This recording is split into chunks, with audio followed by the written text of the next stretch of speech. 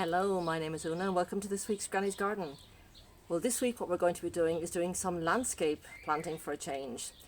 But there is one thing I have to do first, and that is finish off the final container that I couldn't finish the other day because I didn't have any more plants left.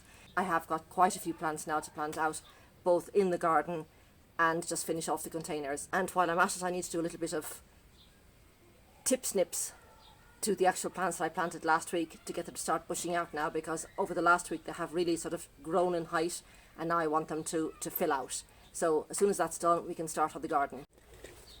Now the first thing I'll be planting in that little container is Ipomea, which is the sweet potato vine.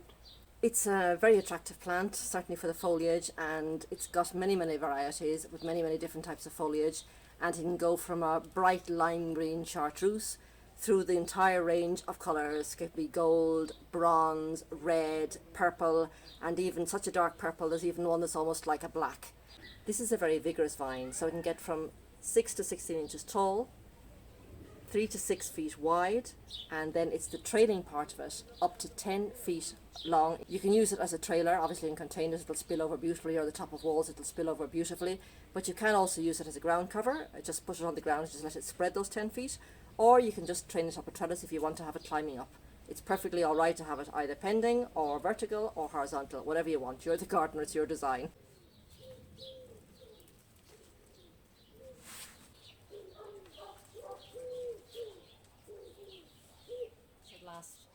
This is the container I planted last week with the green and purple coleus and also the petunias in the front. So within a week they've really grown quite high and they're getting quite leggy, but if you see here there's lots of little side growth that's just waiting to bush out. So what I'm going to do now is just get the gloves off, nip off the top of each of these tips.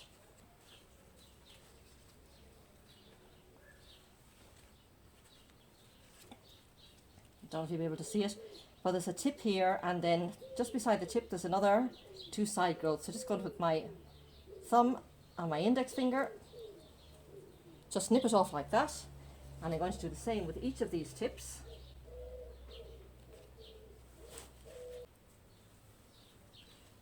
And this one here. Now this is going to send a very distinctive message down to the plant itself, and within a week this plant is going to be very different. It's going to just get a little bit higher, but it's automatically going to start now bushing out here. So the plant is going to look nice, not only from the front where you see the height, but also from the back. So what I'm going to do as well is, although we're going to lose some of the flowers, I'm going to nip off the tops. It'll make it start hanging over the side of the container.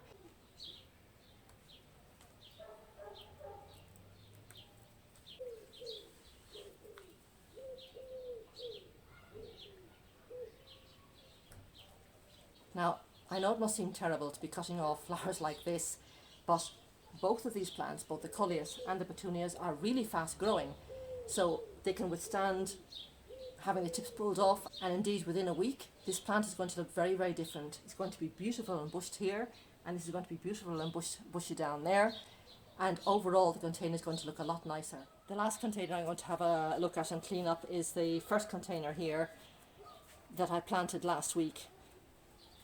Now, if you remember, it has the 2 geraniums and it also has the spider plant. Now, the spider plant is very quick to send up these stalks, which are the future spiderettes.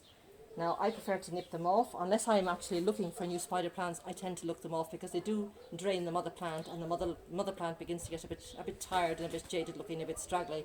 So just follow the stem right down, in there we go, and chop it off at the base. Just follow it in.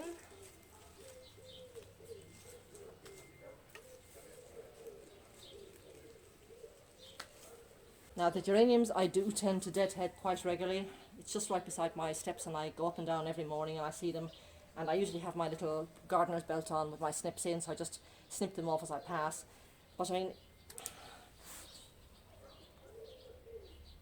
for instance, this one here, although it's still got some active flowers on this side, it's getting a bit jaded on this side, so just snip that off.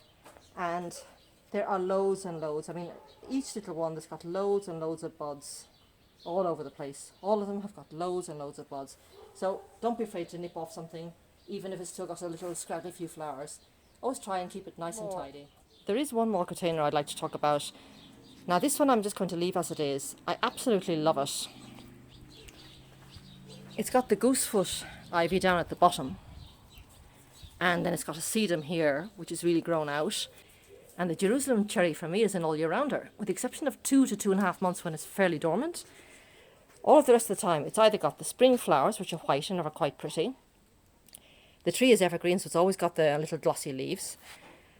Then it pushes out berries almost immediately, and these berries go from like a white colour turning into a green colour, and then they'll turn into a light orange, then a dark orange, and then by Christmas time there'll be a bright red, and it'll be covered in bright red berries. And I end up pushing into a little corner here among the plants a little Santa Claus, and I've got my Christmas decoration all figured out.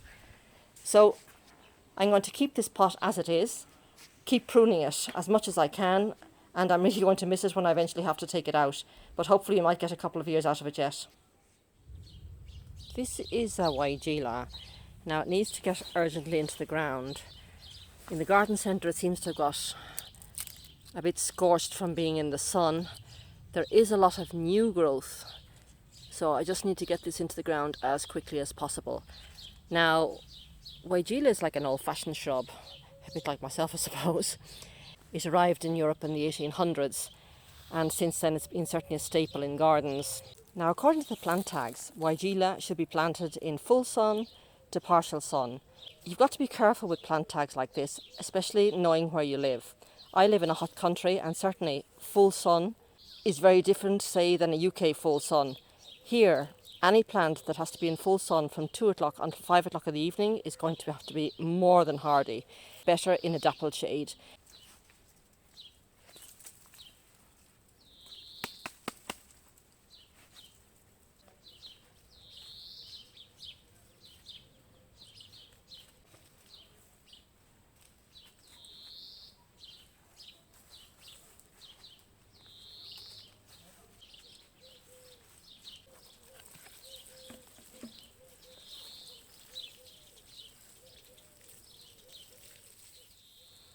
Okay, so I finished planting everything, and now I'm just going to give you a quick tour around to show where I planted them.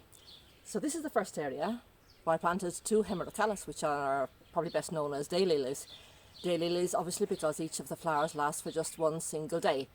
Important to keep daylilies dead-headed, or rather than dead-headed I'd say dead-stemmed, because when it's finished blooming, just cut the stem down to the very end and just clip it off, and then leave room for more and then more and then more, because it does actually bloom from June right through to September. This is a perennial, so it'll be getting better and bigger every year, and I wanted to take over this area here.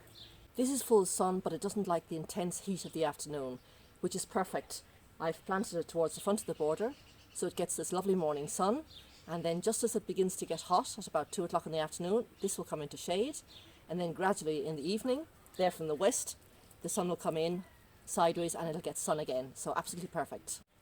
Now this is one of the fountain grasses. This is Panacetum, but the little bunny. It needs to be grown in full sun, so again it's towards the front of the border. It gets about 20 to 36 inches high, which is about 50 to 90 centimetres.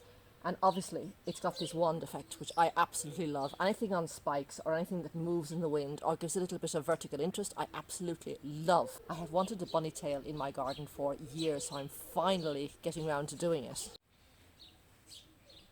Now the next thing I have here is an Angelonia.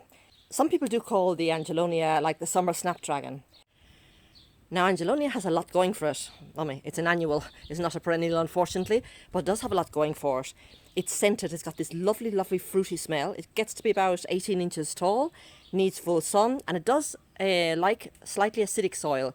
And I don't know if you can see it down here, but I've got my areca here, so this area has been amended to slightly more acidic. You only need to fertilise it once a month at the very, very most, and you don't need to deadhead it, which is absolutely fantastic. One less job to do during the growing season. Now ideally, Angelonia should be grown in drifts. So ideally, this whole area should be full of like maybe about 5 Angelonia plants, but we are where we are. The garden centres just don't have them, and that's all you can do. Now beside it, I've got the Amaranthus. There's not very much to say because it is an annual and it's just grown because it's pretty. It's got this lovely, like little feathery-like or plume-like flowers. It will disappear as soon as the autumn frosts come. Some of them do self-seed, so I just want to see what happens if it is going to self-seed here, and if not, well, there's no harm done, but it's so pretty. Now this here is Gaura. It's just got a little flower there. Now it sends up these beautiful wands and it flowers all the way up that wand and it looks absolutely lovely, and again in the breeze, which you know I love, it starts swaying around, and some people say it looks like whirly butterflies and some people do call it the whirling butterfly bush. Important to note with Gaura is it has a taproot. Now what does a taproot mean? Well, obviously it's like a carrot, but it's going to tell me two different things. One, that once it's established it's going to become drought resistance because it's not going to look for its water superficially, it's going to look for its water right down underneath the ground. Second thing it's going to tell me, if it's taproot, that it's better not to move it. So think about where you're going to plant, how big it's going to get, how wide it's going to get, and the sun or shade exposure. Because once it's rooted down with that long taproot, it's not going to want to be moved. And if you do have to move it, you're going to have to dig down really, really deep if you don't want to break that root. As regards height, it grows from about 2 to 3 foot tall and 1 to 2 foot wide. And you can choose if you want to cut down the plant either in the autumn or in the spring. Now I usually cut it down in the spring because those stems do give some protection over the winter. So for me personally, although it might look a bit tatty, for me personally, in my garden, in the mountains, in the winter, it's better to leave it until the following spring. Now this is Westringia. It's one of my all-time favourites. It's native to Australia, but it can take anything you throw at it. It's lovely and fluffy. The colour, I don't know if you can see it there against the ivy, which is this dark green foliage. This is sort of like a grey blue. It gets covered in a mat of flowers, and when I mean it can take anything, it can take anything. It can take sun, it can take partial shade, it can take the heat, it can take humidity, it can take hot, it can take cold, it can take absolutely anything. It's got a natural conical shape, and eventually it'll get to about 1 metre high and about maybe 2 feet wide. Absolutely gorgeous, well worth the space in your garden. This year has been pretty atypical, certainly for garden centres. They just have what they have. It's atypical as well. Normally I'd have been sowing things in the month of March, and it just hasn't been possible because I couldn't get my hand on the type of seeds I wanted. Then I couldn't get my hand on the compost. So if you don't have seeds, you don't have compost. There's not much you can do about it. When finally the garden centres open and they let you actually go to them, then you find that they've got very little variety, and what they do have is not always in optimum conditions, but it is what it is. Gardeners come from a very, very tough stock, and we use a lot of imagination, and we can always find ways to go round things. If we can't go through it, we go round. Anyway, if you have liked the video, give it a thumbs up, and if you want to join me every week, subscribe. For the moment, from me, Una, and from my channel, Granny's Garden, it's bye from me. See you next week.